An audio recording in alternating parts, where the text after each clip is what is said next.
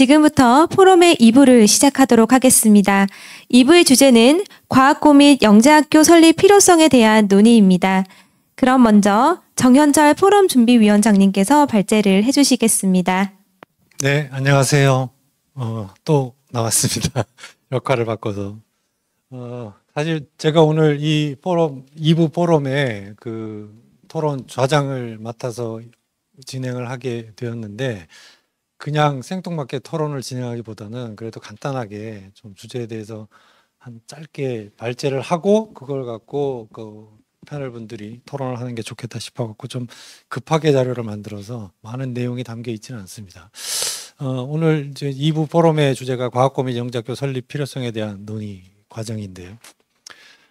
지금 보면은 전 세계가 이 과학기술이 굉장히 중요해지는 그와 같은 시기를 맞이해서 우수한 과학기술 인력을 갖다가 확보하기 위해서 많은 노력들을 하고 있죠.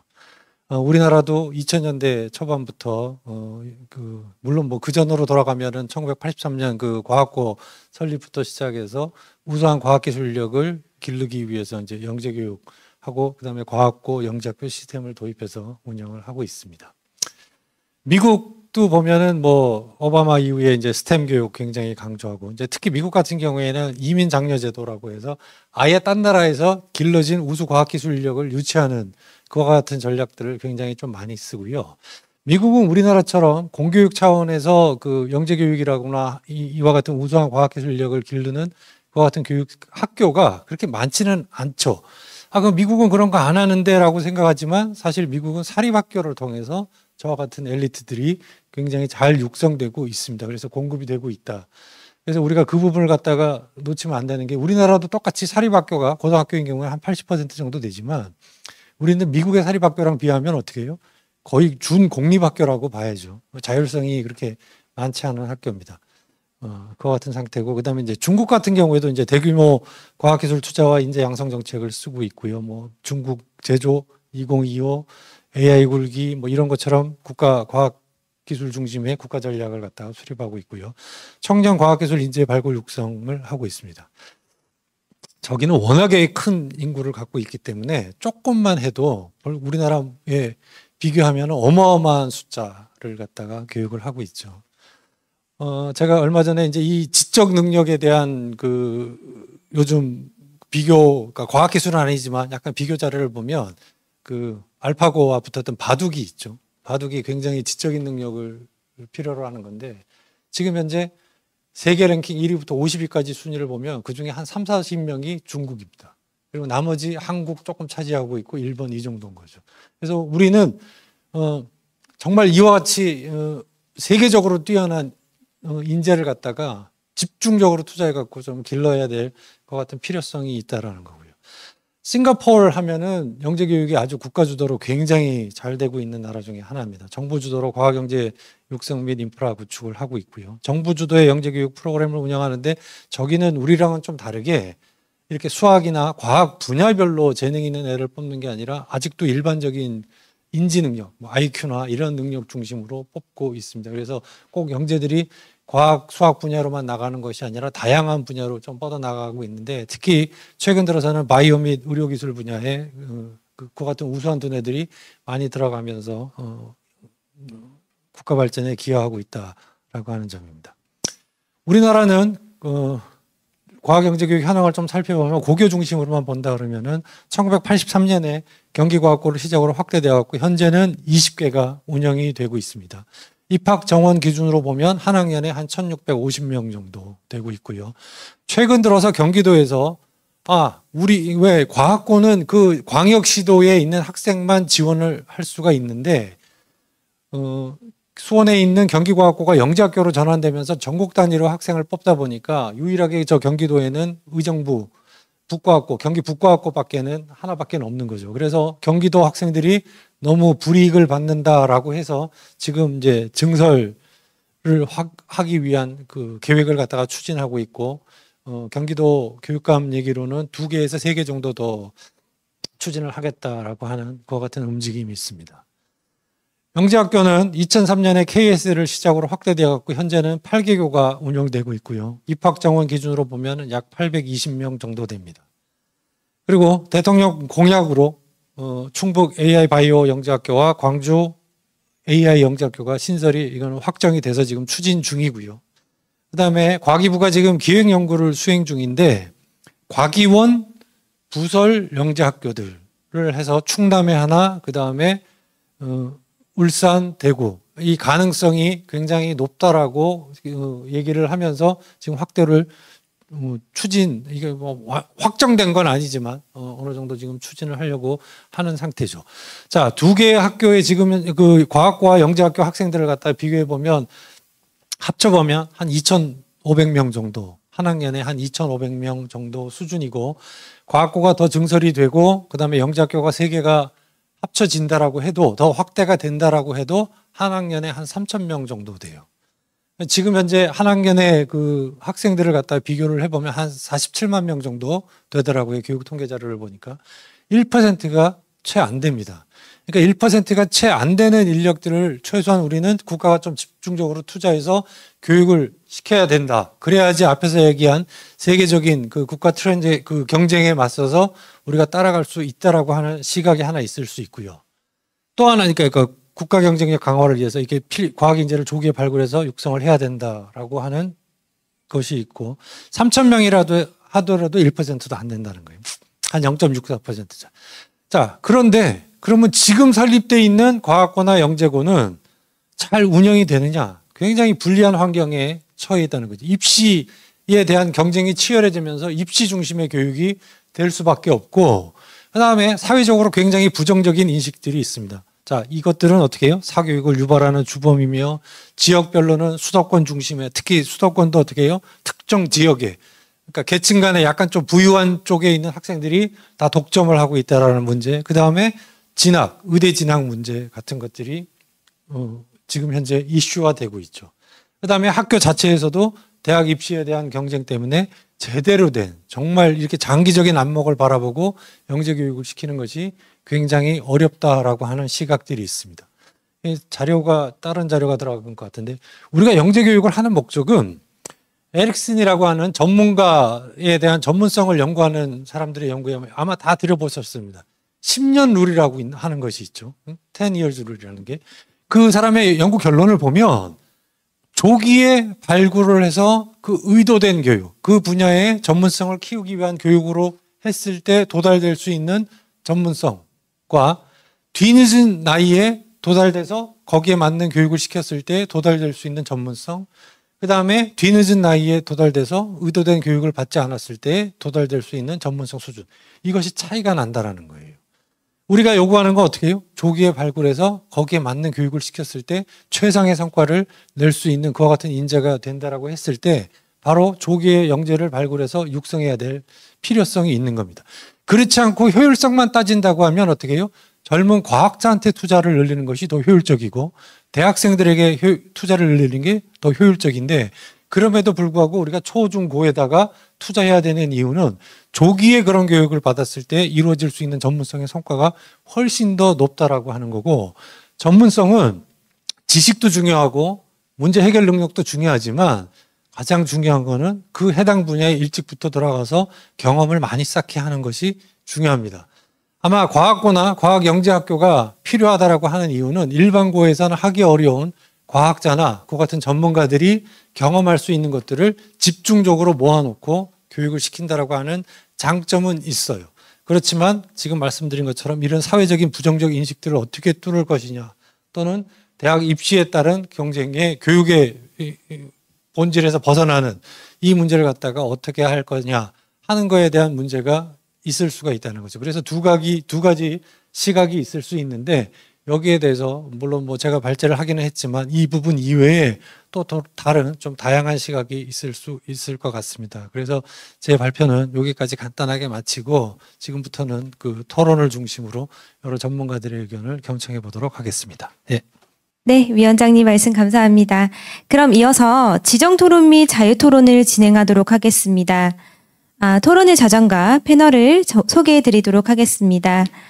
정현철 카이스트 과학영재교육연구원 포럼 준비위원장님께서 좌장으로 자리해 주셨으며, 네, 토론은 대전과학고등학교 이지영 교장 선생님, 네, 다음은 건국대학교 진석원 교수님.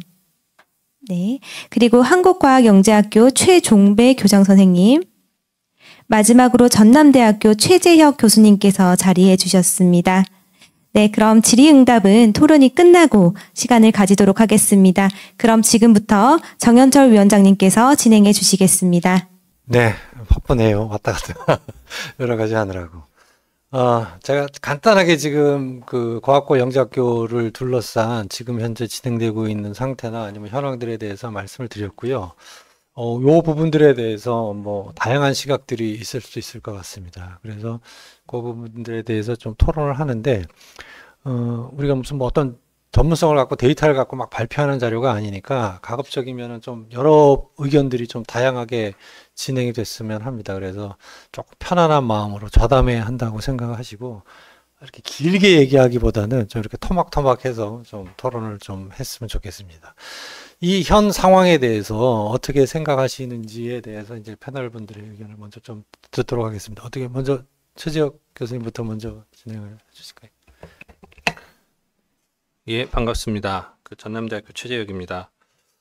먼저 과학고 및 영재학교 설립의 필요성에 대한 논의에 앞서서 제가 이 분야에 대해서 어떤 이야기를 할 수 있을까 좀 고민을 했습니다. 관련해서 가장 최근에 이제 2023년에 세워진 영재교육 종합계획, 지능 종합계획과 관련해서 2022년에 수요자 중심의 과학영재 정책을 위한 실태조사 및 요구 분석 연구를 했었고요. 그 다음에 대학 부설 이제 과학영재교육을 원장도 하고, 그 다음에 이제 과학중점학교 지원연구단으로 해서 일선 학교의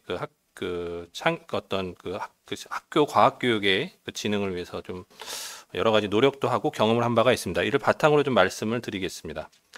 먼저 국내 영재학교 설립과 지정 과정을 좀 구분해서 좀 볼 필요가 있겠습니다. 앞서 말씀해 주신 것처럼 우리나라 이제 지금은 현재 카이스트 부설인 한국영재학교가 설립될 당시에는 이제 과학고등학교랑 이제 차별화를 위해서 이제 설립을 했었고, 그 당시 이제 설립 과정을 보면 이제 기존에 있는 과학고등학교가 이제 전환되어서 설립이 되었죠.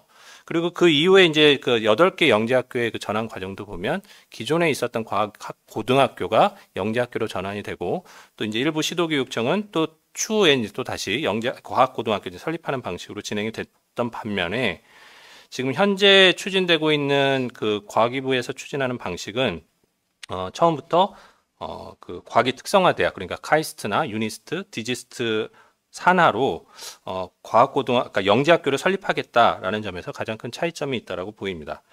이와 같은 추진에 있어서 우리가 가질 수 있는 장점은 무엇이고 단점은 무엇인지 좀 함께 좀 살펴볼 필요가 있겠다, 먼저 말씀을 드리겠고요. 그리고 또 하나는 우리나라 아까 앞서 박사님께서 계속 강조해 주신 것처럼 조기에 인재를 확보하는 노력이 필요하기도 하고 또 나름의 성과도 있었다고 보이지만, 우리가 지금과 같이 다양성과 복잡한 사회 구조 속에서 이것이 계속해서 미래에도 성과를 낼 것인가. 그러니까 우리가 지금에서 우리가 미래에 이런 분야가 필요하니까 이런 분야의 영재를 좀 키워나가자라는 방식은 현재에도 유효한 방식인가라는 점에서 좀 생각해 볼 필요가 있겠다라는 생각이 듭니다. 또 하나는 아까 앞서 말씀드린 것처럼 영재학교가 애초에 20년 전에 설립될 때 과학고등학교 차별점을 좀 두기 위해서 설립이 되었는데요. 지금의 영재학교 또 추가적으로 설립되는 대학부설 영재학교는 또 기존의 영재학교 혹은 과학고등학교와는 또 어떤 차별점을 둘 것인가라는 부분도 함께 좀 고민할 필요가 있겠다라고 말씀을 드릴 수 있겠습니다. 그리고 우리가 지금 이제 현재 나온 과학영재 발굴 융석 종합계획이나 혹은 영재교육 진흥 종합계획이나 이런 것들을 살펴보면 계속해서 강조되는 것 중에 하나가 영재들의 발굴, 그다음에 특히 이제 조기 발굴 등이 강조되고 있고, 또 다른 하나는 대상자를 계속 확대해야겠다라는 논의가 있습니다. 그런 이면에는 우리가 학생들이 아까 앞서 얘기했던 것은 조기의 발굴도 중요하지만 저변을 넓히고 그 저변이 넓혀진 가운데에서 우수한 학생들이 영재성을 발휘할 수 있는 여건을 만드는 것도 또한 중요한데요. 그러한 측면에서도 같이 좀 살펴볼 필요가 있겠다라고 생각이 됩니다. 두 가지 이제 말씀드리고 제 말은 그 마무리를 하겠습니다. 하나는 아까 발표에서도 잠깐 이야기하신 것처럼 영재학교의 필요성, 특히나 지금 지자체를 중심으로 추진되고 있는 이 영재학교는 대중적인 공감이 어느 때보다 더 중요하다라고 생각이 됩니다.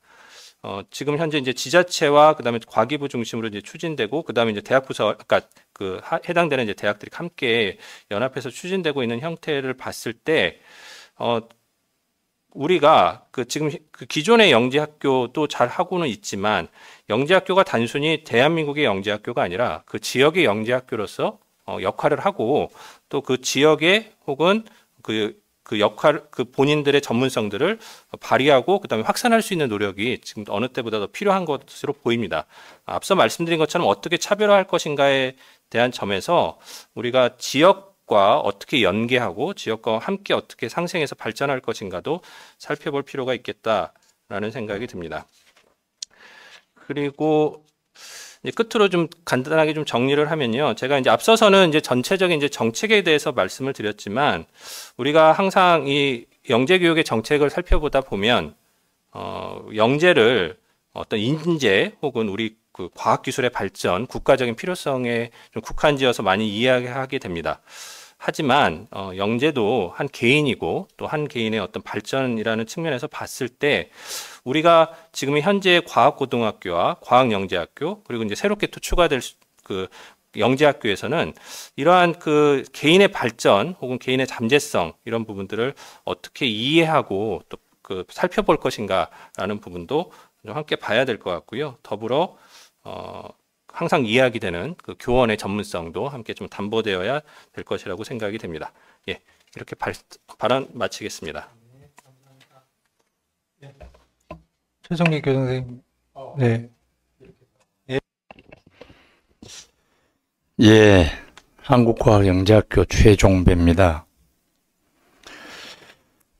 저는 영재학교 설립에 대해서 긍정적인 측면도 있고 부정적인 측면도 사실은 있습니다. 먼저 이제 긍정적인 측면을 조금 보면 더 많은 학생들에게 더 많은 기회를 준다는 것에 대해서는 저는 상당히 좋다고 봅니다. 아무래도 영재학교가 조금 많으면 영재학교별로 나름 차별화도 하고 나름의 어떤 기준을 좀 세워서 다양한 영재들을 육성하지 않을까 이런 기대를 가지기 때문에 저는 긍정적인 측면이 있다고 봅니다.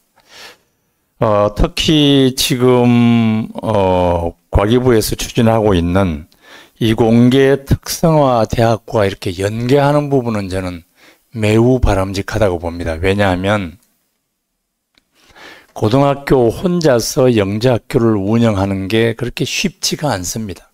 여러 가지 부족한 부분이 많습니다. 그래서 그 부분을 충분히 대학의 인프라가 지원을 해줄 수 있지 않을까. 뭐 지원이 아니면 활용이라도 할 수 있지 않을까 하는 측면에서 바람직하다고 봅니다. 또 지금 현재는 정부 주도로 정부가 어떤 정책적인 판단하에 그것이 맞는지 안 맞는지에 대해서는 정확히 알 수가 없지만 어떤 정책적 판단하에 영재학교를 추가로 신설을 해야 되겠다 하는 부분에 대해서는 저는 바람직하다고 봅니다. 지자체가 요구를 해서 이렇게 추진하는 것보다는 훨씬 바람직하다 이렇게 봅니다. 다만 그럼에도 불구하고 우리가 현재 운영되고 있는 영재학교가 제대로 운영되고 있는가 한번 따져봐야 될 것 같습니다. 제대로 운영되고 있는데 부족한 면이 있어서 추가로 설립돼야 되겠다. 이렇게 된다 그러면 저는 너무나도 좋을 것 같습니다. 그러나 과연 그런 부분들이 우리가 생각하는 만큼 그렇게 충분히 검토가 되었을까 하는 부분이 좀 있습니다. 방금 전에 우리 최재익 교수님이 말했던 고등학교 레벨에서 분야 이렇게 나누는 부분은 충분히 전문성에서 좋아 보일 수도 있지만 과연 또 고등학교 레벨에서 벌써 전문성을 따져서 그쪽 부분만 이렇게 강조하는 것이 바람직할까? 이런 부분도 좀 고민스러운 부분이 아닌가, 이런 생각이 들고요.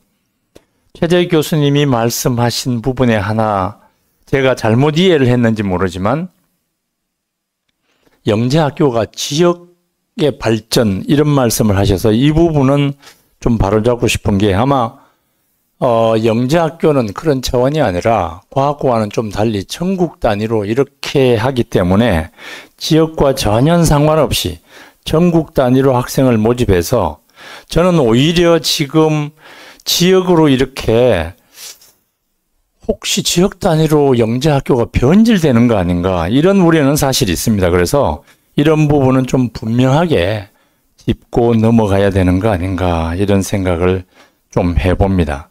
또 하나는 영재학교가 지금 제가 서두에도 말씀드렸지만 과연 영재교육을 제대로 하고 있는가 하는 이런 비판에서 자유롭지 않은데, 더 많은 영재학교를 이렇게 설립을 해서 운영하다 보면 영재학교 전체가 아차 잘못하면 존폐 문제가 오지 않을까, 이런 문제도 저는 좀 고민을 해봐야 된다고 봅니다. 현재 영재교육 시스템을 보면 우리가 너무 대학 입시, 성적 경쟁, 여기에 조금은 매몰되어 있지 않는가. 학교를 운영하고 학생들을 교육하면서 고민하다 보면 이 부분을 걱정 안 할 수는 없지만, 과연 영재교육을 하고자 하는 영재학교 설립의 목적이 이거였는가 하는 그런, 사실 우리 교장단 모임에서 약간 자조 아닌 자조를 좀 듣는 그런 실정입니다. 그래서 그런 부분도 한 번쯤은 다시 이렇게 추가 설립, 신설이 얘기될 때 좀 고민을 해봐야 된다 하는 생각이고요.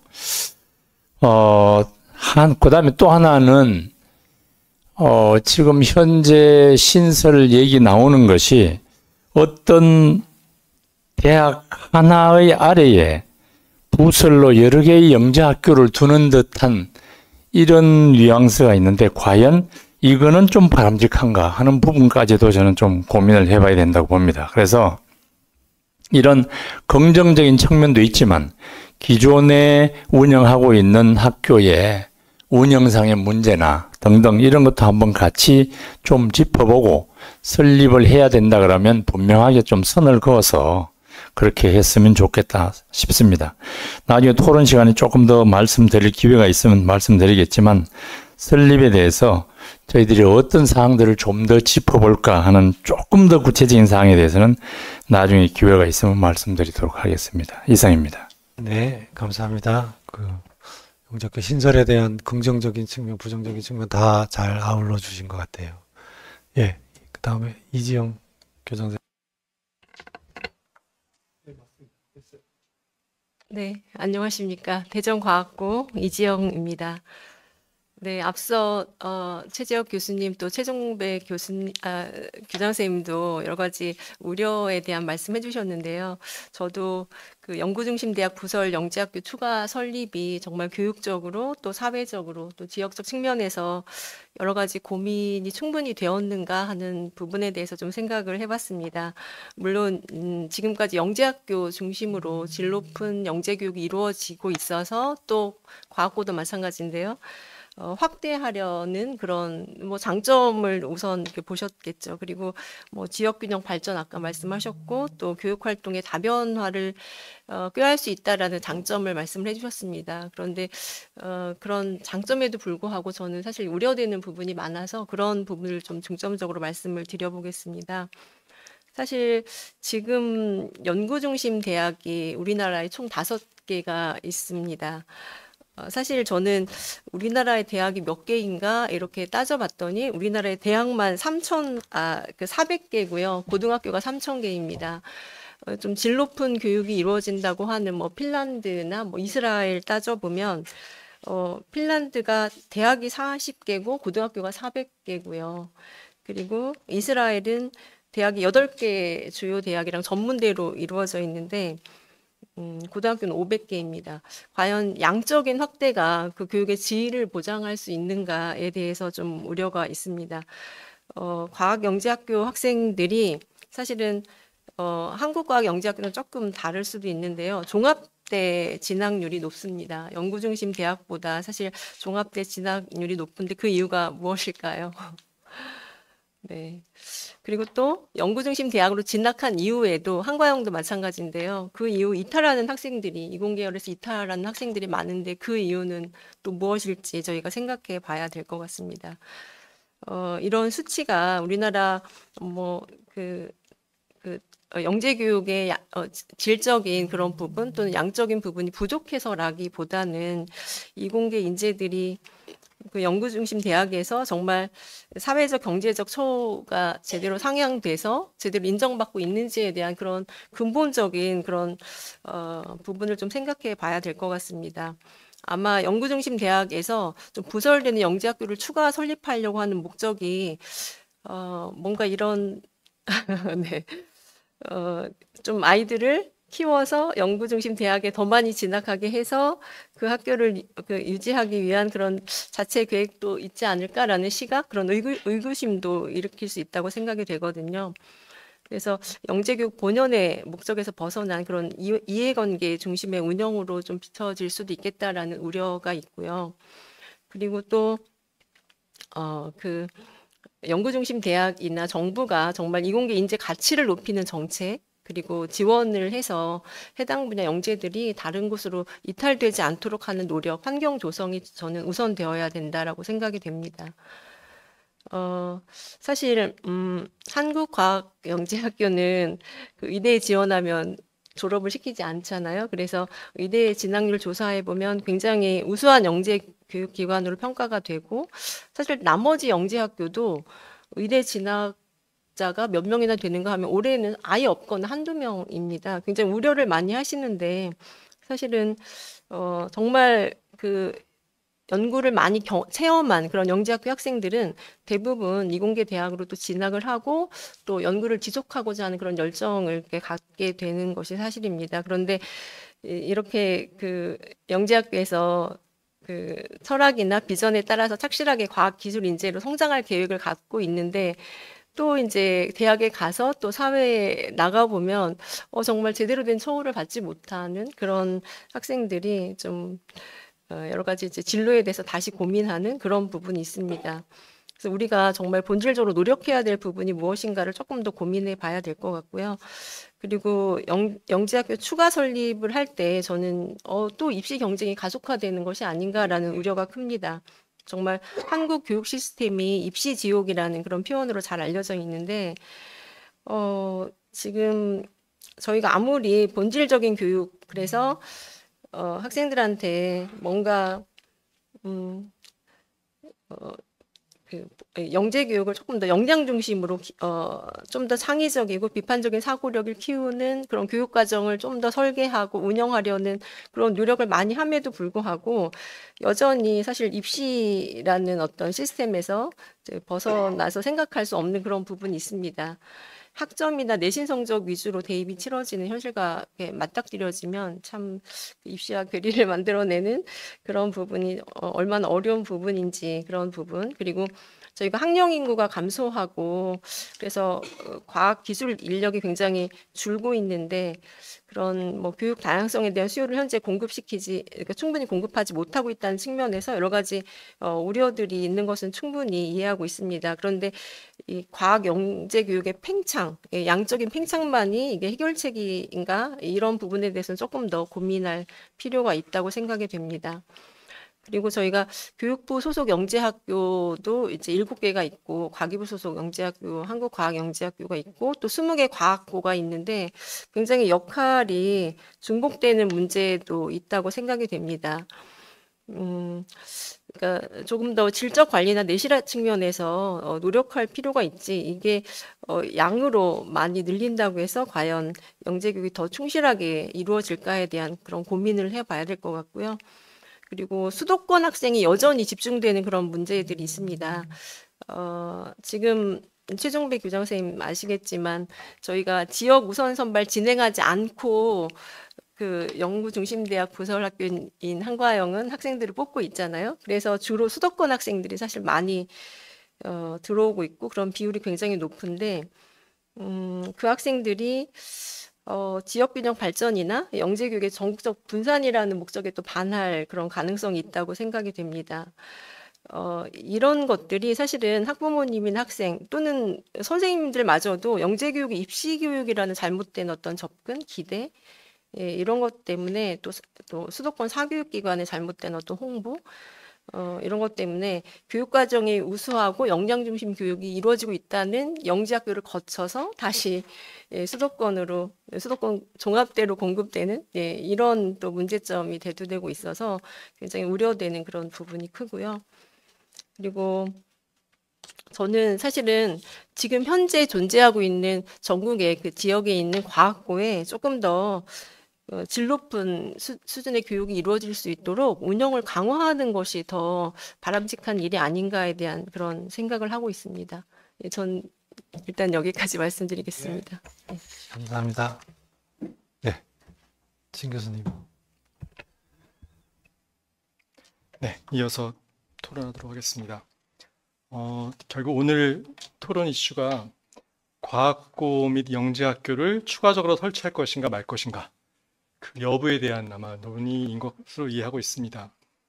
사실 어떤 정책이든지 우리 최정배 교장 선생님 말씀하신 것처럼 장단점이 있는 거라서 간단한 문제는 아닌데요.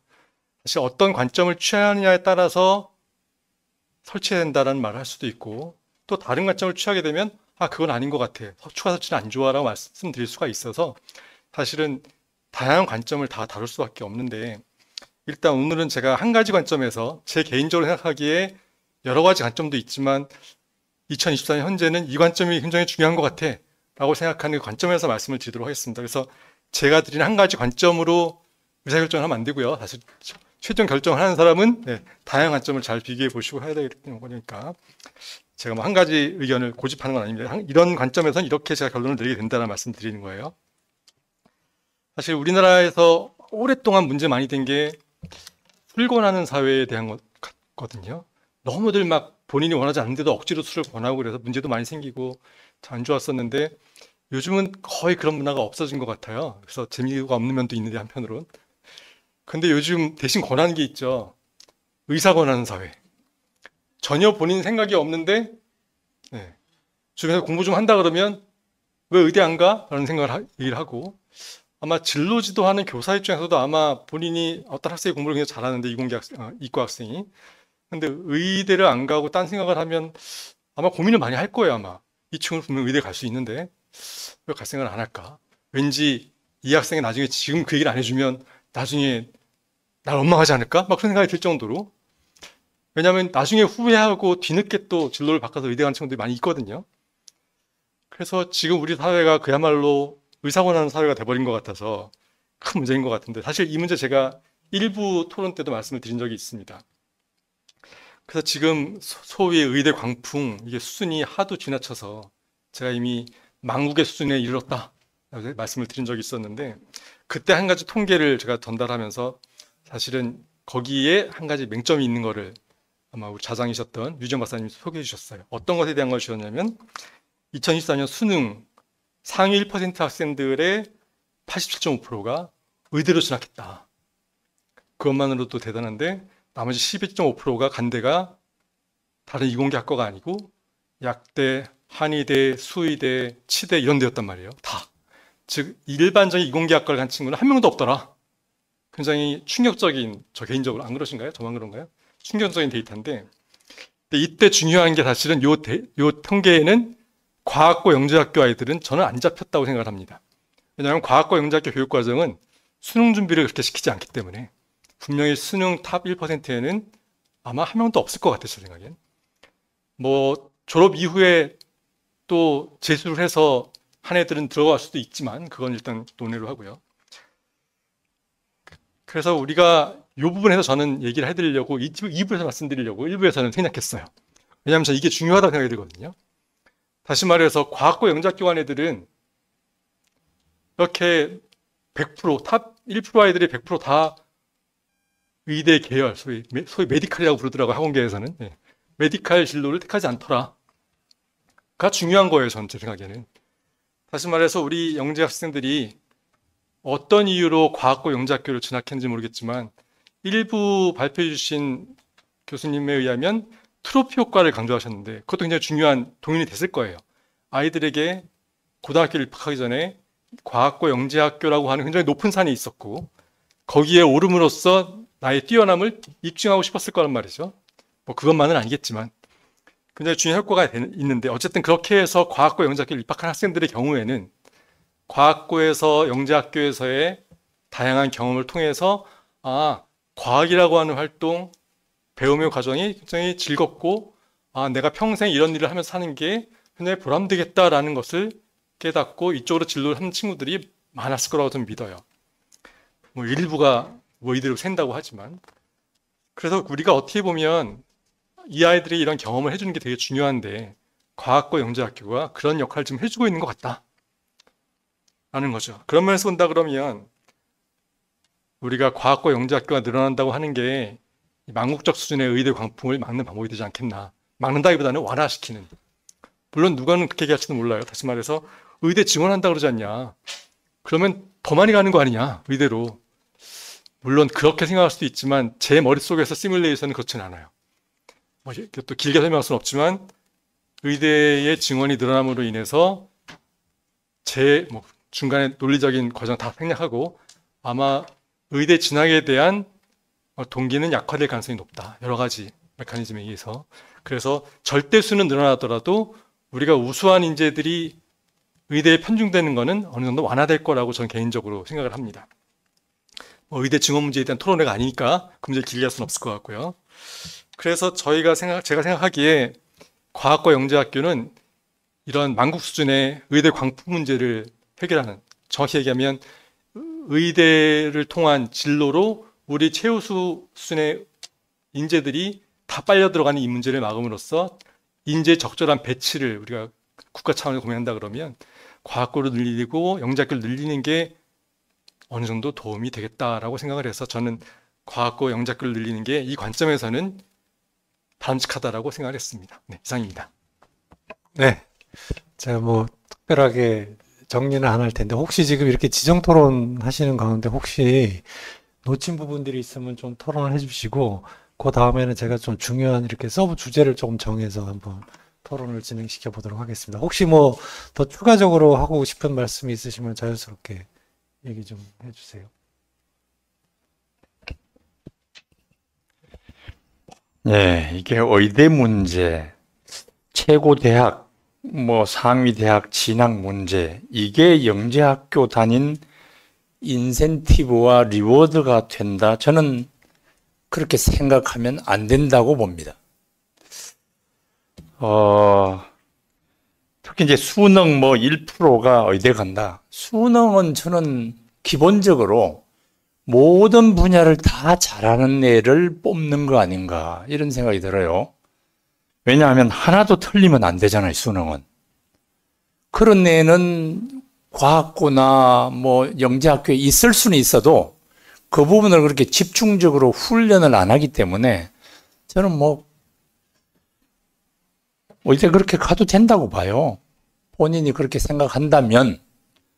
근데 이제 자꾸 그렇게 하는 이유는 본인의 인생 목표나 이런 것보다는 자꾸 껍데기에 너무 치중을 하다 보니까 자기가 맞지 않더라도 일단은 자기의 과시욕으로 아마 그렇게 할 수도 있는데 영재고나 과학고는 그런 부분에서는 조금은 그래도 자기의 진로를 정해주는 그런 측면이 저는 훨씬 높다고 봐서 이런 부분은 조금은 더 긍정적이지 않은가 하는 그런 생각을 첨언으로 드립니다. 이상입니다. 예. 제가 아까 빠뜨린 부분 한 부분하고 아까 지역에 대한 부분 말씀을 좀 추가로 드리겠습니다. 하나는 특히나 대학 부설로 영재학교가 생길 때에는 우리가 이 영재들을 어떤 방식으로 키워서 어떻게 성장시킬 것인가에 대한 로드맵이 함께 제시되어야 될 것 같고 그것은 기존의 접근 방식과는 달라야 된다는 필요한 당위성이 충분히 제시되어야 될 것 같습니다. 사실은 많은 우리가 영재학교하고 고등학교 교육에 상당히 중심을 두고 있지만 실은 길게 보면 대학 혹은 대학원, 그 다음에 아까 말씀하신 대학원 이후에 어떤 포닥이나 그 연구원으로서의 생활, 이런 부분에 대한 지원까지 함께 좀 살펴볼 필요가 있겠다. 큰 그림을 함께 그리면서 접근해야겠다라는 것을 좀 말씀을 아까 좀 빠뜨려서 드리고요. 아까 그 지역에 대한 부분은 제가 지역 인재를 그 선발하는 것에만 한정지어서 말씀드리는 것은 아니고요. 우리가 그 영재 학교가 그렇다면 왜 지역에 있어야 하는가라는 문제도 좀 함께 고민할 필요가 있다라고 생각이 됩니다.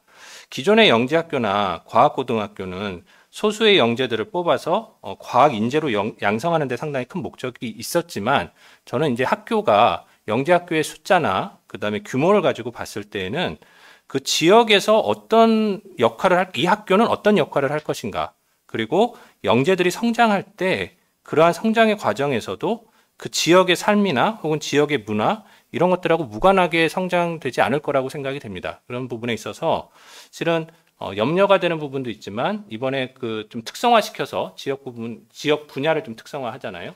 그런 것이 가질 수 있는 좀 강점도 있겠다라는 기대도 되는데요. 아무튼 그러니까 기존의 우리가 기존의 학교와는 좀 영재 학교는 좀 다른 방식으로 좀 봐야 되고 역할을 해야 되지 않을까라는 부분을 강조해서 말씀드린 겁니다. 예, 이상입니다. 네. 더 논의할 사항 있으세요? 이제 한 번 더 눌러주세요. 네, 됐어요. 교수님, 영재교육, 영재 학교를 연구중심대학 영재 학교 그 추가 설립에 대해서 하신다는 말씀을 하셨는데, 사실 기존에 1983년에 경기과학고, 그리고 84년에 대전, 대구, 광주를 비롯해서 초기 과학고가 오히려 적게 그러니까 분포했을 때는 학생들이 충분히 연구에 조금 더 관심을 가지고 본인이 호기심 있는 분야에 대해서 굉장히 몰입하는 그런 환경이 조성되었고, 그때 과학고를 졸업한 그런 분들이 아까도 일부에서도 교수님 말씀하셨듯이 굉장히 우리나라의 과학 기술을 발전시킨 그런 부분이 있습니다. 그런데 이렇게 양적인 팽창 때문에 아까도 말씀드렸다시피 많은 학생들이 입시와 무관한 정말 연구를 충분히 하면서 역량을 키울 수 있는 그런 환경에 우리가 놓아준 것인가에 대한 그런 부분이 있습니다. 학교가 많아지면 많아질수록 내가 갈 수 있는 대학이 줄어든다라는 생각을 학부모나 학생들은 버릴 수가 없거든요. 그리고 영재학교나 과학고 학생이라고 해서 연구중심 대학에 마음 놓고 편하게 입시에 모두 선발되는 것이 아니잖아요. 그래서 본인이 학점이 낮거나 내신 성적이 저조하다고 생각이 되면 이제 결국 그렇게 평가받지 못하고 또 대학에 진학을 하지 못합니다. 근데 그 학생들이 나중에 뭐 1년, 2년 안에 또 수능 조금 공부하면 또 서울대 의대나 정말 뭐 그 상위권 대학 의대에 진학하는 학생들을 많이 봤는데, 일단 영재학교 과학고에 진입한 학생들이 어렸을 때부터 그게 키워진 것이든 또는 타고난 영재성이든 뭔가 잠재력이 있는 학생들인데 입시에서 자유로울 수 없는 우리나라의 여건, 그런 상황, 이런 것들 때문에 굉장히 경쟁에 매몰된다는 그런 부분들이 있어서 확대가 되면 또 얼마나 경쟁해야 될까. 대학에 안 가고 정말 대학과 무관하게 아이들이 연구를 충분히 즐기면서 우리 학교가 설계한 이런 교육과정에 충실히, 그래서 연구를 조금 더 열심히 할 수 있는 이런 환경을 주었을 때 거기에 몰입할 수 있을까에 대한 그런 우려가 있습니다. 예. 네. 네. 이전 토론에서 최정배 교장 선생님 말씀해 주신 한 부분을 좀 더 강조하고 좀 구현하고 싶어서 마이크를 켰습니다. 해주신 내용 중에서 지금 과학고 영재학교, 정확히 영재학교죠. 영재학교를 추가 설치한 것의 긍정적인 측면으로 뭘 말씀해 주셨냐면, 그냥 지역의 이해관계에 의해서 우리도 하나 만들어주세요 차원에서 좀 만드는 그런 분위기가 아니고, 굉장히 모험적인 형태, 다시 말해서 과기 특성화 대학의 부설 형태로 정말 의미 있는 제대로 된 영재교육을 하는 샘플로서 추가 설치한다라는 지금 움직임, 그 부분이 바람직한 생각이 들어서 그런 방향이라고 한다 그러면 정말 추가 설치하는 게 긍정적인 측면이 크겠다라고 생각이 들어서 그 부분 한 번 더 강조하고 싶었고요. 그런데 한편으로 그 움직임 속에서 저는 한편 덜 바람직하다고 느끼는 부분 뭐가 있냐면, 일단 현재 최종배 교수님 계시는데 한국과학영재학교가 저는 성공적인 케이스일 수 있었던 중요한 이유 중에 하나가 처음 설치 당시에 전국에서 공모를 해서 정말 의지를 가지고 준비된 그곳에 설치를 했기 때문에 성공했다고 생각이 들거든요. 그런데 지금 그 움직임을 보면 한 가지 측면이 뭐가 있냐면, 좀 전에 좋은 측면도 있었던 반면에 굉장히 정치적이고 지역 이해관계에 의한 그런 논리에 의해서 설치 여부가 이미 결정이 돼버리고 또 어디에 설치할지 정해놓고 그 다음에 사후 정당화를 하고 있는 게 아닌가 우리가. 그래서 그 부분은 제가 보기에 실패로 갈 수 있는 한 가지 측면이다. 좋은 측면에도 불구하고. 그래서 저는 방법이 있다고 한다 그러면 지금이라도 이러한 좋은 취지의 과기 특성화 대학 기반의 영재학교를 추가 설치한다라는 전제하에 그러면 어디에 누가 주체가 돼서 운영할 것이냐에 대한 엄밀한 평가에 의해서 우리가 객관적인 판단을 내려서 설치하는 게 성공적인 케이스가 될 수 가능성이 높인다. 지금처럼 그냥 사후 정당화하는 식의 방향으로 가게 되면 저는 그다지 성공 가능성이 높아지지 않는다고 생각을 합니다. 이상입니다.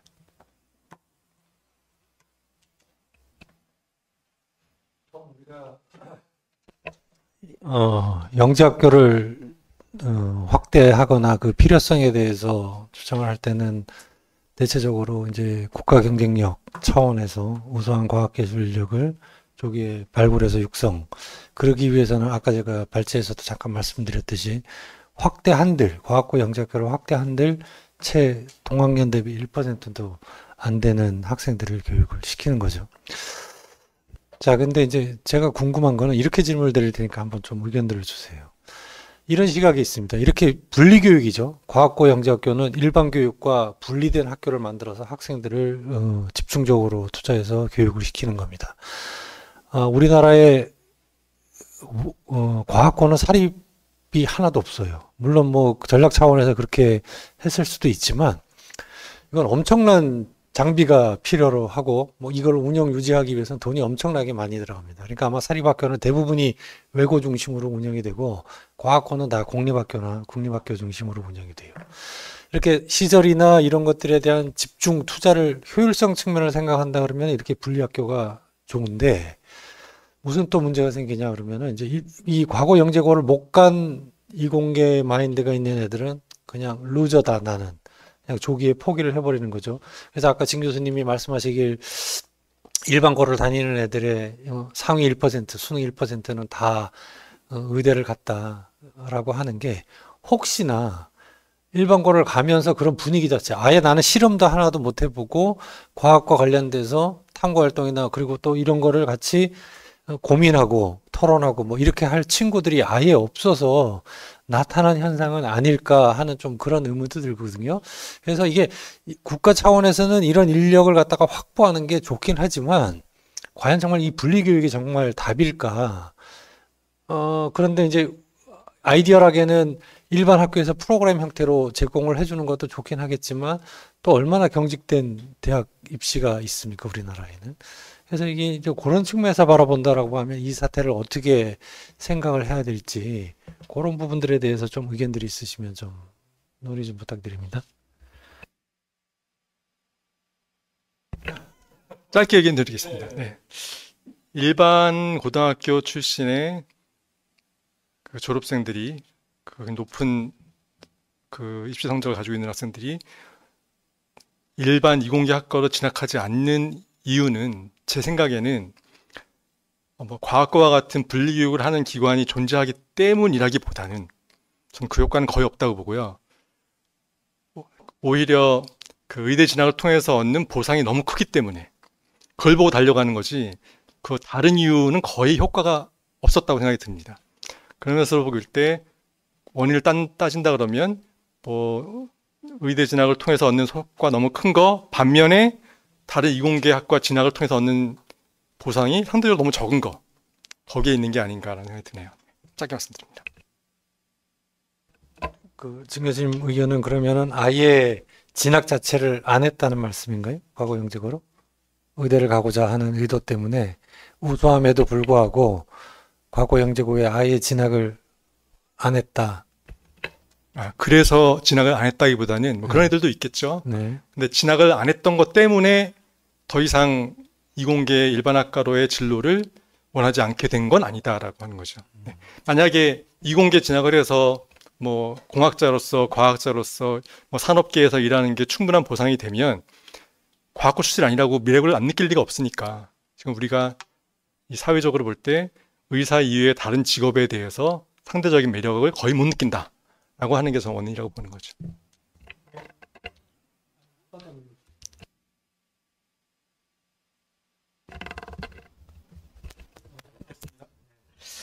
네, 저도 교수님 말씀하고 비슷한데요.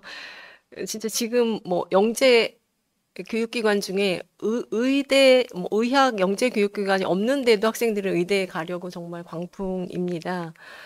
학생들 넘쳐나잖아요. 일반고뿐만 아니라 사실은 과학고 학생들 중에도 조기 입학을 한 이후에 뭐 휴학하고 의대를 가려고 한다. 그래서 사실 의대를 제일 많이 보내는 데가 서울대나 카이스트다. 뭐 이런 말이 있을 정도로 정말 그런 학생들이 넘쳐나는데 그것에 대한 부분이 저는 정말 과학기술 분야로 진입할 우수 인력을 더 많이 확보해야 되는 것이 저희의 본질적인 어떤 노력이 있어야 될 부분이고, 그게 목적이라면 현재 과학기술자들이 정말 자기 정년이나 생계 걱정하지 않고 본인이 하고 싶어하는 그런 어떤 질 높은 과학기술 연구를 마음껏 할 수 있도록 그렇게 지원하는 게, 대학원 그 이후 과정까지 지원하는 게 가장 사실은 중요한 부분이라고 생각합니다. 지금 대한민국 정말 이공계 고급 인력이 우수한 연구 환경이 부족하고 R&D 예산 삭감됐고 뭐 급여나 처우 이런 차이가 크고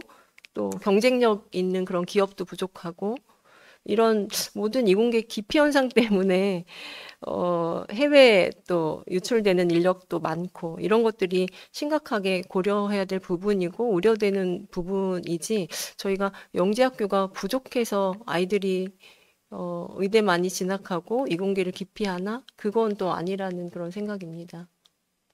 네. 네. 예.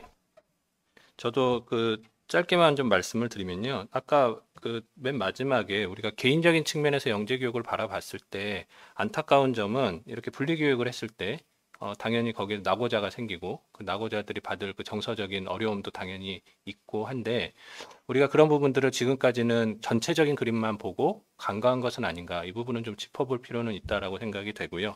하지만 일반 학교에서 할 수 없는 교육을 저는 영재교육기관에서 충분히 잘하고 있다라고 생각이 되는데, 그 중에 하나는 아까 말씀하신 연구도 그렇고 학생들이 창의적인 아이디어를 내고 그런 아이디어를 가지고 무언가 자기만의 연구를 할 수 있는 분위기와 지원이 된다라는 것이죠. 그런 또 긍정적인 측면도 당연히 있기 때문에 함께 좀 봐야 되겠다라는 걸 말씀을 드리고요. 또 하나는 우리가 영재학교가 가지는 그러한 성과나 그 교육적인 그 전문성들을 저는 일반 학교로 확산하기 위한 노력을 좀 함께 해야 돼야겠다. 그래야 그 영재학교가 좀 지속적으로 계속 성장할 수 있는 발판이 되지 않을까라는 생각을 합니다. 저도 발언을 해야 될 분위기네요. 예. 이게 영재학교 설립이나 뭐 이런 것뿐만이 아니고 대학 입시하고 연계하면 모든 게 답이 없어요. 뭐 어떻게 답을 하겠어요? 다 하여간 대학 입시, 뭐 의대, 이거를 아까 얘기했듯이 뭐 트로피든 리워드로 이렇게 생각한다 그러면 그거 안 하면 바보죠, 오히려. 루저라고 이렇게 생각을 하기 때문에 저는 그래서 이제는 영재학교도 조금은 나름의 분명한 철학이 저는 세워져야 된다고 봅니다. 그래서 이렇게 갈래들을 의대로 생각을 하고 또는 뭐 안 되면 뭐 절로 가지 이렇게 생각한 애들은 선발부터 좀 고민을 해서 이제는 정말 들어오지 않을, 물론 뭐 어렵긴 해요. 저도 뭐 충분히 이해는 합니다. 그럼에도 자기가 영재학교나 과학고가 아니면 과학을 정말 지속하기 어렵겠네, 나는 열정이나 이런 게 있는 학생들을 어떻게 선발해서 데리고 와서 그 학생들을 좀 지속하게 할까 하는 이런 고민을 해야지, 지금처럼 최우수 학생을 우리가 영재학교 데려와서 가만히 있어도 의대를 가든 뭐 공대를 가든 지가 가는 이런 학생 왜 교육을 국가가 이렇게 시켜야죠? 물론 더 잘하라고 더 발전하라고 시키겠지만 언제든지 더 좋은 분야에 있으면 갈 수 있는 학생들보다는 이런 학교 아니면 자기가 정말 어렵겠다, 고민스러워서 여기에 문을 두드려서 들어와서 지속하는 이런 학생들을 어떻게 하면 우리가 좀 더 폭넓게 만들어 볼까를 더 저는 진지하게 고민을 해야 되는 거 아닌가. 어렵습니다. 그래서 영재 교육의 전문가가 필요하고, 저는 그렇습니다. 저희는 뭐 일선에서 그냥 어떻게 하면 좀 할까 이럴 정도 하지, 그렇게 깊이 있는 고민을 사실은 하기가 어렵지만 저는 영재 전문가들은 좀 이런 부분을 해야 된다고 봐요. 그래서 모든 분야를 다 잘하는 최우수 학생이 영재학교 오는 이런 거는 좀 이제는 지양해야 되는 거 아닌가, 그런 생각을 좀 해봅니다. 네, 혹시 여기 참여하고 계신 분들 중에 뭐 의견이나 토론에 참여, 예. 네, 안녕하세요. 카이스트 과학영재교육연구원의 유춘열입니다. 일단 이제 영재학교를 설립을 해야 되냐 말아야 되냐 이제 이런 논제가 그냥 뭉뚱그려서 그냥 영재학교로 다 이렇게 묶어버리면은 저는 이제 답이 없을 것 같고요. 저는 지금 이제 과학기술인재정책 쪽을 공부를 하고 있어요. 그래서 저는 좀 과학기술 인재 양성 정책의 관점에서 이거를 좀 바라보고 싶습니다. 그래서 이제 조금 다른 논점에서 말씀을 좀 드리고 싶은데, 아까 초반에 위원장께서 말씀을 하셨듯이 정부가 지금 신규로 설립을 하고자 하는 2개의 영재학교는 교육부 관할의 영재학교가 아니고 과학기술정보통신부 산하의 영재학교고요. 거기에 추가로 또 3개로 또 설립을 한다라고 지금 논의가 되고 있는 새 학교 역시 마찬가지로 과학기술정보통신부 산하의 영재학교들입니다. 그런데 지금 현재 과기정통부 산하의 영재학교는 이제 부산에 있는 한국과학영재학교 하나고요. 나머지 7개 영재학교는 교육부 관할의 영재학교입니다. 사실 과기행정부처는 제가 볼 때는 이미 60년대 말부터 인재양성이라고 하는 부분에 상당히 심혈을 기울이기 시작을 했습니다. 그래서 83년도에 경기과학부 생기고 나서부터 그 이후로 계속 과기부는 교육부의 영재학교를 지원하는 정책을 계속 고수를 해왔어요. 그런데 제가 그동안 연구를 통해서 바라본 나름의 결론은 이 교육부 관할의 영재교육장은 과기부, 과기행정부처의 입장에서 봤을 때는 통제 불가능한 영역이라는 거예요. 예를 들게 되면은 지금 현재 과기정통부는 R&E라고 하는 사업들을 과학고와 영재학교에 투입을 해서 우수한 학생들이 이 실제 과학기술 분야에 연구를 할 수 있는 그런 장을 만들기 위해서 노력을 하고 있죠. 또 대학부설 영재교육원 27개를 지정해서 마찬가지로 그 하단에 있는 이제 중학생 학생들한테도 그런 사사교육의 그런 교육을 함양할 수 있는 그런 연구 역량을 함양할 수 있는 교육도 제공하려고 하고 있는데, 이게 어느 순간부터 과기정책 관점에서는 통제 불가능한 영역으로 판단되고 있다는 거죠. 예를 들면 과기정통부가 영재학교의 교육과정을 함부로 어떻게 컨트롤할 수 있는 부분은 없습니다. 막연히 예산은 투자가 되고 있는데 소기에 그런 정책 목표를 달성하는 데는 한계가 있다는 거죠. 즉 그런 관점에서 봤을 때 저는 과기인재 정책 관점에서는 이런 영재학교를 확대하는 것에 대해서 나름의 이유가 있고 그럴 필요가 있다고 봅니다. 예를 들면 한 단계 올라가 보게 되게 되면 과기특성화대학, 여기도 마찬가지로 과기정통부가 관할을 하고 있죠. 왜 교육부에 이공계 대학이 다 있음에도 불구하고 과기부는 왜 산하에 연구중심 대학을 두고 있을까요? 또 마찬가지로 조금 더 멀리 가서 우리 육군사관학교라든지 해군사관학교, 공군사관학교가 있죠. 이 교육부 관할이 아니죠. 국방부 관할이죠. 왜 그 부처에서 직할로 그렇게 해당 분야의 인력을 뽑기 위해서 그 부처에서 직접 관할하는 정책을 채택을 했을까요? 통제 가능한 영역이 됐기 때문이라는 거예요. 결국 과기부는 소기에 우수한 과학기술 인재를 양성을 하기 위해서 보다 효과적인 전략을 취해서 저는 과학기술 정책 관점에서 이런 영재학교, 그 과기행정부처 산하에 영재학교를 두는 게 더 효과적이고 효율적인 관점에서 바람직하다라고 생각을 하는 입장입니다. 그런 관점에서 저는 이제 또 한 가지 말씀드리고 싶은 부분은, 물론 이제 영재학교가 확대가 되었을 때 생겨나는 여러 가지 폐해들이 분명히 있을 거예요. 뭐 아까 최종기 교장 선생님께서 말씀하셨듯이 이거를 입시 문제로 바라보기 시작하면 답이 없는 문제가 될 수 있을 거고요. 또 뭐 사교육 문제 이런 관점에서 봤을 때 또 여러 가지 폐해가 있을 수도 있을 겁니다. 하지만 과기인지 정책 관점에서 봤을 때는 보다 혁신적이고 시험적인 정책을 투입할 수 있는 장이 열린다는 얘기예요. 지금 우리가 뭐 일반적인 수학이나 과학 이런 분야에서 학생들의 지식적인 측면 아니면은 이런 심화적인 역량들을 키우는 것만으로 우리가 앞으로 미래 사회에 우수한 인재를 양성하는데 한계가 있다는 겁니다. 보다 더 혁신적이고 새로운 지식, 새로운 교육 방법을 통해서 정말 과학기술 분야의 우수 인재를 만들기 위한 장을 열기 위해서 통제 가능한 영역의 정책이 장이 있어야 된다고 저는 생각을 하거든요. 그런 관점에서 저는 과기정독부 산하의 과학기술행정부처 산하의 영재학교는 보다 확대가 될 필요가 있다라고 생각을 하고요. 그런 학생들이 마찬가지로 또 하나 이런 관점도 있습니다. 교육부 산하의 영재학교는 최대 수혜자가 1차 수혜자가 학생입니다. 그 학생이 그 정책의 수혜자가 되는데 저는 이 과기행정부처 산하의 영재학교들의 1차 수혜자는 학생이라기보다도 국가라고 생각을 합니다. 좀 너무 이제 급진적이고 극단적인 그런 뭐 관점이 될 수도 있겠지만은 결국 우수한 인재를 우리가 조기에 발굴해서 육성해서 과학기술 인력으로 양성을 한다라고 하는 그런 관점에서 통제 가능한 정책의 장을 만들어서 정책 목표를 구현을 한다라고 하는 그런 관점에서 저는 이제 뭐 찬성의 관점에서 말씀을 좀 드렸습니다.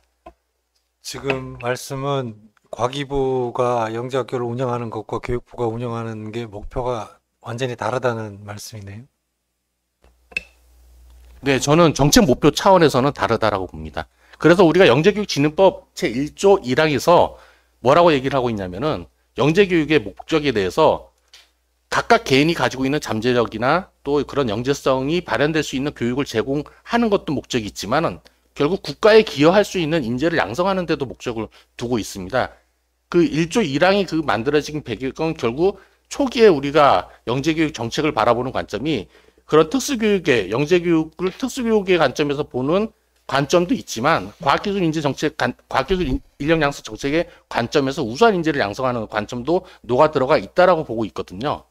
그런 관점에서 보다 저는 물론 교육부의 영재학교가 그런 롤이 없다라는 건 아니지만은 보다 교육부의 교육정책에 입안해서 만들어진 교육부 관할의 영재학교는 목적과 또 과기부 산하의 영재학교의 목적상에서 저는 좀 이완화되어 있다라고 생각하는 입장입니다. 네. 예, 그 부분에 대해서 조금 말씀드리면, 과기인재 정책 관점에서 이게 뭐 통제를 한다라고 얘기를 해서 통제 부분에 동의하기는 조금 어렵고요. 저는 매기 역할이 아닌가 그런 생각은 합니다. 왜냐하면 교육부 산하 영재학교는 아무래도 움직임이 그렇게 쉽지 않아요. 조금 둔해요, 제가 보기에. 또 우리 교장 선생님들이 특별히 본인이 뭐 할 수 있는 역할이나 이런 게 그렇게 많지 않아 보여요. 그러다 보니까 어쩔 수 없이 과기부 산하의 영재학교가 발빠르게 움직이고 하면서 거기에 맞춰서 교육부 산하 영재학교도 조금은 변화를 줄 수 있는 그런 선도 역할을 하는 역할을 요구하는 거 아닌가 하는 그런 생각도 조금 해봅니다. 예. 그 KSA 하나 있을 때는 매기 역할이 이해가 되는데 일반 물고기 7개인데 매기가 5마리 들어가는 거는 좀 일반적인 매기 역할하고는 좀 다르지 않을까 하는 좀 생각. 왜냐하면 그럼에도 불구하고 이 부분은 분명하게 자율권이 충분히 주어질 수 있기 때문에 자기네들 나름 고민해서 아이디어를 내서 내가 어떻게 차별화를 할까, 어떻게 살아남을까를 고민을 하거든요. 이 학교들은. 근데 교육부 산하의 영재학교는 고민할 이유가 하나도 없어요. 제가 보기에 그래요. 물론 교장 선생님들 지금 머리가 터질 듯이 아픕니다. 평가도 받고 뭐 해서 고민스러울 것 같지만 또 그렇지도 않은 측면이 있어 보여요. 그래서 아마 그런 관점으로 조금은 분명히 뭐 매기가 많기는 하지만 분명히 역할할 걸로 보입니다. 네, 그 부분 굉장히 우려스러운 부분을 지금 유춘열 박사님께서 말씀해 주셨는데요. 저는 정말 순수하게 대학 연구 환경과 뭐 인프라 활용하고 뭐 기존 이제 뭐 과학고나 일반고에서 제공하지 못한 어떤 특화된 교육 프로그램을 제공한다. 이래서 확대한다. 이런 장점을 부각시킨다면 조금 인정할 수 있겠는데 연구 중심 대학의 우수 영재를 효율적으로 공급한다라는 측면, 또 수혜자가 국가라는 좀 급진적인 그런 생각을 말씀을 해주셨는데 저는 사실은 좀 반대로 연구 중심 대학은 좀 고등교육 그리고 그 이후 연구하는 연구자들에게 어떤 좀 처우를 개선해 줄 수 있는가 그런 부분에 조금 역할을 집중하는 것이 적합하다고 생각되고요. 중등교육 같은 경우는 영재학교를 포함해서 교육부가 좀 담당할 수 있도록 좀 명확하게 분리할 필요가 있다고 생각이 됩니다. 영재교육을 효율적으로 운영하기 위해서 교육부에 뭔가 좀 전문적이고 체계적인 질적인 관리가 이루어진다면 저는 조금 더 효율적인 어떤 영재교육의 그 역할을 충분히 할 수 있을 거라고 생각이 되고요.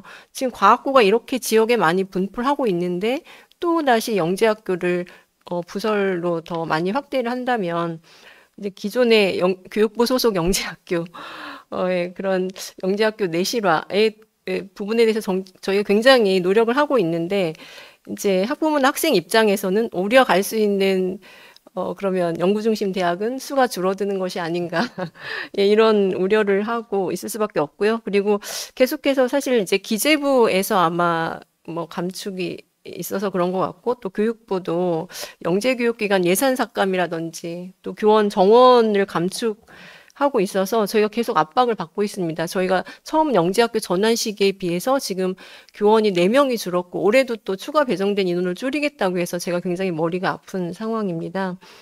그렇게 기존에 잘 운영되고 있는 영재학교나 과학고의 그런 이제 경제적인 부분이라든지 또는 우수한 교원 확보에 대한 그런 노력 이런 부분들을 계속 우려스럽게 만들면서 그리고 또 학생들이 대학 입시에 또 경쟁을 더하게 만드는 그런 상황에서 계속해서 확대를 해야 되는지에 대한 그런 부분이 있고요. 그리고 교육부랑 과기부 간에 뭔가 영재교육 정책 계획을 좀 연계해서 국가 영재교육에 대한 지속적인 어떤 성과 관리, 중장기적인 관점에서 뭔가 영재교육 기틀을 조금 더 잘 질관리 부분에 의미를 두면서 좀 했으면 좋겠고요. 부처별 그 정책의 뭐 중복성, 유사성 이런 게 굉장히 많다고 생각이 됩니다. 그 부분이 영재교육 정책의 효율성을 좀 감소시킨다는 그런 좀 우려가 있습니다. 그래서 차기에 지금 물론 이제 5차 영재교육 진흥 종합계획도 수립하셨고 과기부에서는 과학 영재 발굴 육성 종합계획도 뭔가 의미 있는 그런 전환을 주기 위해서 노력을 하고 계시는 걸로 알고 있는데 뭔가 좀 박자가 맞지 않는 그런 부분이 있습니다. 그래서 부처 간 역할 분담이나 뭔가 차별화를 조금 하시면서 영재교육이 저는 뭐 계속 말씀드렸지만 과기부에서도 계속 뭐 관심을 기울이시고 있겠지만 협력 체계를 구축해서 조금 더 영재교육이 지금 저희가 하고 있는 영재교육이 질적인 관리에 조금 더 신경을 써주시면 좋겠다. 예, 이런 말씀 드리고 싶습니다. 네, 말씀하세요. 네, 조금만 보태겠습니다. 유춘열 박사님 얘기하신 얘기가 많은 얘기를 또 유발시키는 것 같은데 조금 그 부분을 좀 순화시켜서 표현을 드리면 아마 과기부에서 직접 관여하고 있는 영재학교와 이제 교육부에서 관할을 하고 있는 영재학교의 차이를 좀 강조하시다 보니 그렇게 된 것 같아요. 근데 그 부분이 일리가 없지 않은 게 지금 교육부 소속 관할의 영재학교들 같은 경우에는 아무래도 지자체 예산과 해당 교육청 예산이 아마 전적으로 투입되고 있는 것으로 알고 있는데 그러다 보면 당연히 예산이 투여가 되는 어느 그 원천에 따라서 봉사해야 되는 대상이 다른 거죠. 그러니까 지역사회의 수요자 중심으로 돌아갈 수밖에 없는 게 분명히 있을 거예요. 애초에 처음 그 우리나라 1호 영재학교를 선정하던 과정에서 예를 들면 특정 지역을 얘기해서 좀 죄송합니다만은 서울시 같은 경우는 뭐 교육청이라고 봐야죠. 서울시 교육청에서는 지원 자체를 안 했어요. 그때 제가 알고 있는 틀릴 수도 있으면 제가 알고 있는 한 그 당시에 서울시 교육청이 공모조차 안 한 공모에 응하지도 않았던 이유는 우리 지역만 해도 영재 아이들이 넘치는데 왜 다른 지역 아이들을 위해서 우리가 서비스를 해야 되느냐. 그 논리였다고 저는 기억을 하거든요. 다시 말해서 그 지역사회의 수요자들이 원하지 않으면 학교가 마음대로 방향을 틀 수가 없다는 거죠. 정확히 말해서 저는 오늘 그냥 의대 광풍으로 몰고 갑니다. 모든 관점을. 예. 학부모들이 과학고에 오고 영재학교에 왔음에도 불구하고 학부모들이 우리 애들이 의대 갈 거예요라고 고집하면 물론 많은 방지장치를 설치하고 있습니다만은 과연 교육청이 단위 학교가 거기에 적극적으로 대응할 수 있느냐. 사실 약할 수밖에 없거든요. 학부모들한테. 그런 면에서 볼 때 우리가 지금 그 과기부에서 직접 관할하고 지원하는 영재학교를 확대하고자 하는 이유가 충분히 있을 수 있다. 그래서 수혜자가 국가다 그러면 굉장히 국가주의적인 얘기 같은데 좀 순화하면 대한민국 전체 국민이다. 그러니까 특정 지역의 지자체나 교육청에 소속되어 있는 그런 지역적인 지역사회뿐만이 아니고 어느 지역에 설치되든지 간에 그 영재학교는 우리나라 전체의 이익과 발전을 위해서 기여하는 기관이다라고 이해를 해야 되는 게 아닌가. 그런 면에서 제대로 기여할 수 있는 학교가 아마 과기부에서 관할해야 되는 게 아닌가라는 문제의식을 가진 사람들이 있다라는 것으로 저는 이해를 하고 그런 면에서 영재학교 추가로 설치하고자 하는 과기부의 의도 충분히 일리가 있다고 생각합니다. 이상입니다. 예, 저도 잠깐 한 말씀만 드리면, 영재학교를 바라보는 시각 중에 지금 이제 의대 진학에 대해서 굉장히 비판들을 많이 하죠. 근데 비율적으로 보면, 과거나 영재학교는 8, 90%가 이공계로 진학을 하고요. 의대 진학하는 경우는 뭐 해마다 조금 차이는 있겠지만 5 내지 7% 정도밖에는 안 돼요. 과거는 조기 졸업자들 뭐 이런 걸 따진다면 거기 뭐 90% 이상이 가는 거고. 근데 이제 한 가지 문제는 뭐냐면 최우수 학생들이 간다라는 게 이제 조금 비율은 작지만 최우수 하는 애들이 간다라는 게 문제고, 긍정적으로 바라보면은 여하튼 이공계 쪽으로 가는 우수한 인재를 8, 90% 정도는 지금 배출을 하고 있다라고 하는 긍정적인 측면도 있어요. 그럼에도 불구하고 일반인들이 사회에서 과학고나 영재고를 바라보는 시각들 중에는 부정적인 시각이 굉장히 많아요. 그리고 항상 이 영재교육과 일반교육과의 여론조사를 통하면 항상 1대 99예요. 99는 영재가 아니기 때문에 이게 찬성을 하지 않습니다. 근데 지금 영재학교 같은 경우에는 이제 여러 가지 문제가 있는데, 첫 번째는 학생 선발 때 뭐 수도권 멜마다 많이 뽑는다고 지금 깨지고 있고요. 근데 저는 그것보다도 더 문제가 되는 게 뭐냐면, 사교육을 통하지 않으면 들어가기가 굉장히 어려운 구조예요. 그러면 이제 이 사교육이라는 게 뭐냐면 결국은 돈이 없으면 안 되는 거고, 그러다 보면 자연스럽게 계층 간 이게 조금 차별이 생기고 있는 사회적 계층 간. 그래서 영재학교를 바라보는 시각이 좀 곱지가 않아요. 저기는 꼭 있는 집 애들만 가는 학교처럼. 아니기도 할 텐데, 하여튼 대체적으로는 지금 그런 경향을 부정하기는 좀 어렵고요. 두 번째는, 우선 애들을 이었어요. 근데 소위 명문대 입시를 독식해야 되느냐 하는 거예요, 얘네들이. 과거 영재고를 나왔다라는 것만으로 소위 우리가 얘기하는 좋은 대학들을 갖다가 다 이렇게 독식을 하냐. 걔네들도 저기 뭐 조금 뭐 일반고보다는 아마 우수한 애들이 좀 많이 갔으니까 어느 정도는 좋은데, 다들 뭐 이 좋은 대학을 우선적으로 좀 뭐 배려를 하는 형태가 된다라고 하는 거에 대한 부정적인 시각들이 있어요. 이게 아마 영재학교를 필요함에도 불구하고 반대하는 주된 이유가 아닐까 하는데, 이런 부분들을 어떻게 불식시켜야 될지, 그게 안 된다라고 하면 사회적으로 환영받기가 굉장히 어렵고 계속 반대 입장이 많이 나올 것 같은 부분들이 있어서, 이런 부분들을 어떻게 대처를 해야 되는지 하는 부분들에 대해서 좀 아이디어가 있으면 제시를 해주시면 좋겠습니다.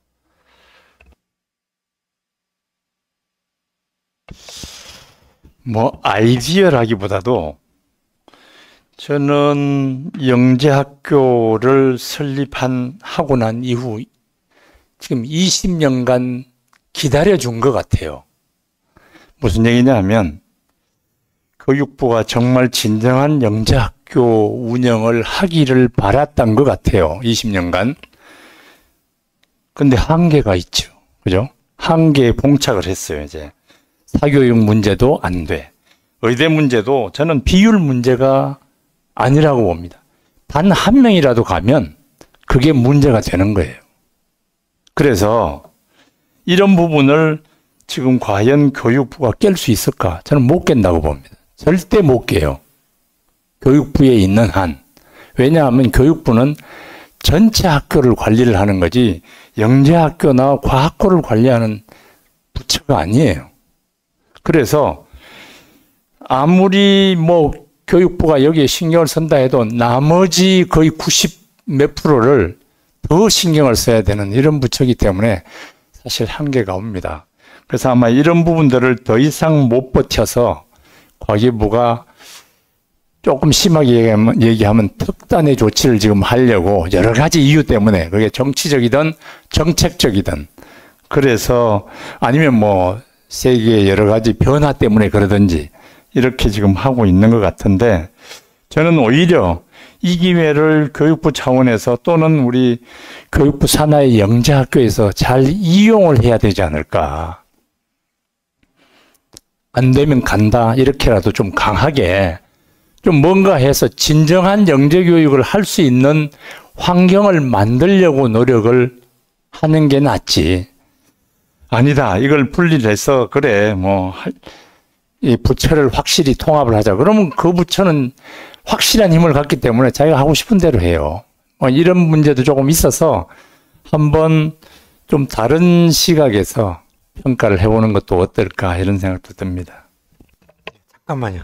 제가 시간을 착각하고 있었어요. 원래 이게 저는 6시까지인 줄 알고 진행을 하고 있었는데 5시 반까지인 것 같아요. 그래서 혹시나 끝으로 돌아가시면서 한 분씩 못다 하신 얘기나 아니면 하고 싶은 얘기를 한 1분 정도 남짓해서 짧게 좀 발표를 해주시면 고맙겠습니다. 네. 예, 지금 앞서 논의된 것 저도 간단하게 첨언을 하면요. 실은 한국과학영재학교가 저희가 좀 잘 봐야 되는 케이스인 것 같긴 해요. 그런데 한국과학영재학교가 성공할 수 있었던 그 배경에는 그 아주 긴 시간 동안 그 노하우가 쌓인 거죠. 그리고 초기에 우리가 잘 잊어버렸지만 초기에 상당한 불협화음들이 그 내부적으로 있었다라는 점도 살펴보면 우리가 과기부 산하 영재학교를 설립할 때는 그 당시 어떠한 논의들이 있었고 또 어떠한 문제점들이 있었는지를 좀 다시 한번 좀 살펴볼 필요가 있겠다라는 것을 먼저 말씀을 드리고요. 제가 그래서 계속 말씀드리는 것은 두 가지인데요. 하나는 이 새롭게 생기는 영재학교를 어떻게 차별화할 것인가에 대한 고민, 그 부분은 정책 연구하는 쪽에서 분명하게 좀 제시해 줄 필요가 있겠다라는 것 하나와 두 번째는 아까 제가 지역과의 연계나 혹은 환원, 사회 환원 말씀을 드렸는데요. 저는 그 영재학교가 그러니까 실은 좋은 학생들을 선발해서 데리고 있는 것만을 너무 초점을 두지 말고 영재 발굴이라든가 지역사회의 환원 혹은 그 엄청난 인프라를 가지고 있잖아요. 인프라를 활용해서 그 주변의 과학중점학교라든가 일반 학교랑 연계해가지고 교육과정 운영한다든가 하는 보다 더 사회에서 역할을 하는 모습을 보여주어야만 아까 말씀하신 대로 일반인들이 좀 더 좋은 시선을 가지고 보게 되지 않을까라고 생각합니다. 예, 이상입니다. 네.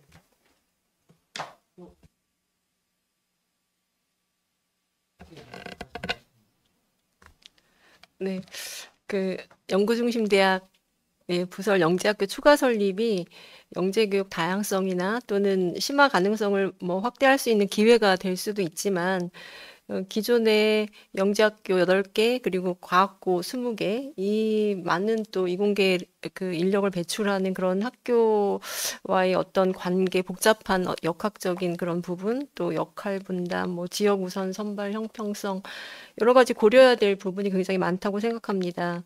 특히 이렇게 계속해서 영재학교 추가 설립하면서 특히 연구중심 대학 바로 갈 수 있는 영재학교가 뭐 AI 바이오 학교, AI 광주에 설립된 AI 학교 이런 학교들이 계속 옥상옥 문제를 계속 야기할 수 있다고 생각이 되고요.